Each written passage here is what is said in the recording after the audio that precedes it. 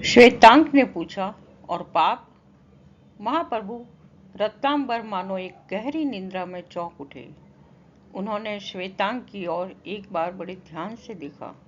पाप? बड़ा कठिन प्रश्न है बस, पर साथ ही बड़ा स्वाभाविक। तुम पूछते हो पाप क्या है।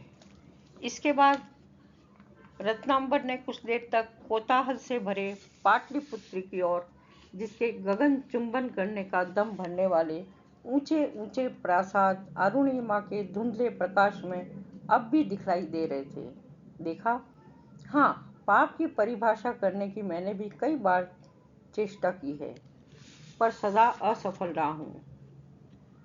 पाप क्या है और उसका निवास कहाँ है, यह एक बड़ी कठिन समस्या है जिसको आज तक नहीं सुलझा सका हूं। अविकल परिश्रम करने के बाद, अनुभव के सागर में उतारने के बाद भी जिस समस्या को नहीं हल कर सका हूं, उसे किस प्रकार तुमको समझा दूं। रत्नांबर ने रुककर फिर कहा, पर श्वेतांग, यदि तुम पाप को जानना ही चाहते हो तो तुम्हें संसार में ढूंढना पड़ेगा। इसके लिए यदि तैयार हो तो संभव है पाप का पता लगा सको। श्वेतांग ने रत्नांबर के सामने मस्तक नमाकर कहा, मैं प्रस्तुत हूँ। और कदाचित तुम भी पाप को ढूंढना चाहोगे। रत्नांबर ने विशाल देव की ओर देखा। विशाल देव ने भी रत्नांबर के सामने मस्तक नमाते हुए कहा, महाप्रभु का अनुमान उचित है। रत्नांबर का मुख प्रसन्नता से चमक उठा। इसके पहले कि मैं तुम लोगों को संसार में भटक कर अनुभव प्राप्त करने को छोड़ दूं, तुम्हें परिस्थितियों से भिज्ञ करा देना आवश्यक होगा। इस नगर के दो महानुभावों से मैं यथेष्ट परिचित हूँ, और इस कार्य को पूरा करने के लिए तुम लोगों को इन दोनों की सहायता की आवश्यकता होगी। एक योगी है, दूसरा भोगी। योगी का नाम है कुमारगिरी और भोगी का नाम है बीजगुप्त। तुम दोनों के जीवन को इनके जीवन स्रोत के साथ साथ ही बहना पड़ेगा। दोनों शिष्यों ने एक साथ उत्तर दिया, स्वीकार है। विशाल देव, तुम ब्राह्मण हो और तुम्हारा ध्यान और आराधना पर अनुरक्ति है, इसीलिए तुम्हें कुमारगिरी का शिष्य बनना उचित होगा। और श्वेतांग, तुम क्षत्रिय हो, तुम्हें संसार में अनुरक्ति है, इसीलिए तुम्हें बीजगुप्त का सेवक होना पड़ेगा। दोनों शिष्यों ने एक साथ उत्तर दिया, स्वीकार है। तुम दोनों के मार्ग निर्धारित हो चुके हैं। अब रहा मैं। तुम लोग मेरी चिंता न करो। जीवन में अनुभव की उतनी ही आवश्यकता होती है जितनी उपासना की। तुम अनुभव प्राप्त करो और मैं तपस्या करूंगा। आज से 1 वर्ष बाद तुम दोनों मुझसे यहीं पर मिलोगे, और उस समय फिर से हम अपने निर्धारित कार्यक्रम पर चल सकेंगे। पर एक बात याद रखना, जो बात अध्ययन से नहीं जानी जा सकती, उसको अनुभव से जानने का प्रयत्न करने के लिए ही मैं तुम दोनों को संसार में भेज रहा हूं। पर इस अनुभव में तुम स्वयं ही न बह जाओ, इसका ध्यान रखना पड़ेगा। संसार की लहरों की वास्तविक गति में तुम दोनों बहोगे। उस समय ध्यान रखना पड़ेगा कि कहीं डूब न जाओ। श्वेतांग ने विशाल देव की ओर देखा और विशाल देव ने श्वेतांग की ओर।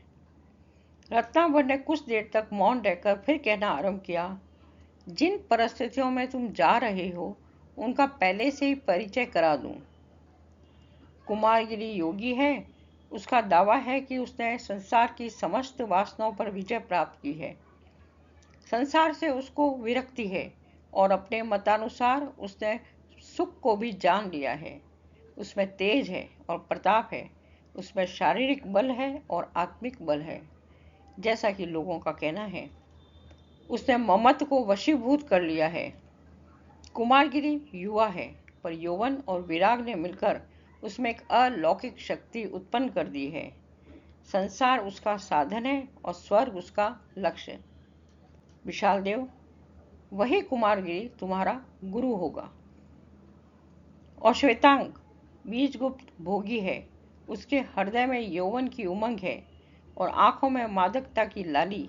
उसकी विशाल अट्टालिकाओं में भोग विलास नाचा करते हैं। रत्न जटित मदिरा के पात्रों में ही उसके जीवन का सारा सुख, वैभव और उल्लास की तरंगों में वकेली करता है। ऐश्वर्य की उसके पास कमी नहीं है, उसमें सौंदर्य है और उसके हृदय में संसार की समस्त वासनाओं का निवास।